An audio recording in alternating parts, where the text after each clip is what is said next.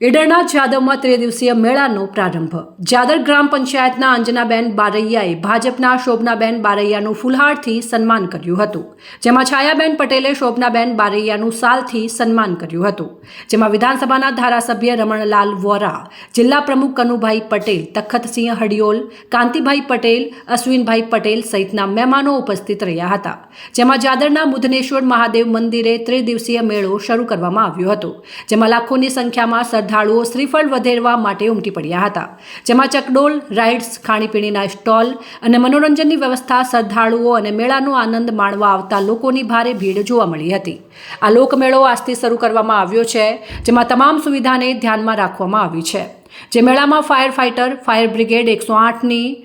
team, electric 1 CCTV કેમેરાની વ્યવસ્થા તથા આરોગ્યની વ્યવસ્થા પોલીસ બંદોબસ્ત સાથે શરૂ કરાઈ છે, જેમાં સરપંચ